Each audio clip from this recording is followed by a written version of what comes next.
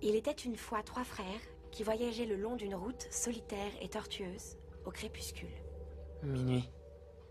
Maman disait minuit. Mais crépuscule, c'est bien.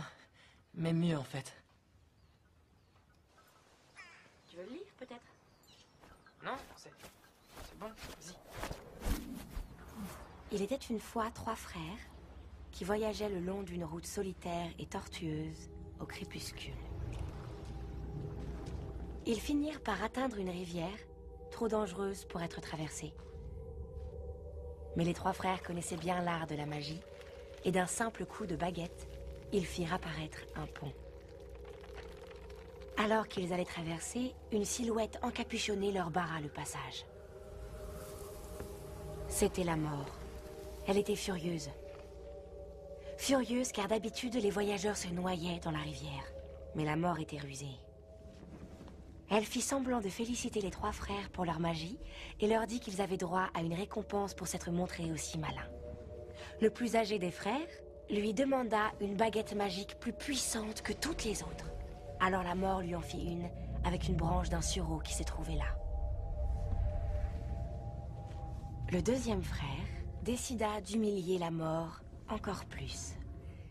Et il lui demanda de lui donner le pouvoir de ramener les morts à la vie.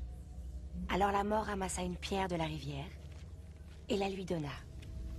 Puis elle s'adressa au troisième frère, un homme humble. Il demanda quelque chose qui lui permettrait de quitter cet endroit sans que la mort puisse le suivre. La mort, à contre-cœur, lui tendit alors sa propre cape d'invisibilité. Le premier voyagea jusqu'à un lointain village où, grâce à la baguette de sureau, il tua un sorcier avec lequel il s'était querellé autrefois. Enivré par le pouvoir que la baguette de sureau lui donnait, il se vanta d'être invincible. Mais cette nuit-là, un autre sorcier vola la baguette et pour faire bonne mesure, lui trancha la gorge. Et ainsi la mort prit le premier frère. Pendant ce temps, le deuxième frère rentra chez lui et prit la pierre qu'il tourna 3 fois dans sa main. Pour sa plus grande joie, la fille qu'il avait espéré épouser avant qu'elle ne meure prématurément apparut devant lui. Cependant, elle resta triste et froide, car elle n'appartenait pas au monde des vivants. Rendu fou par un désir sans espoir, le deuxième frère se tua afin de la rejoindre. Et ainsi, la mort prit le deuxième frère. Quant au troisième frère, la mort le chercha pendant de nombreuses années, mais ne put jamais le retrouver. Ce fut seulement quand il eut atteint un grand âge que le plus jeune des frères enleva sa cape d'invisibilité et la donna à son fils.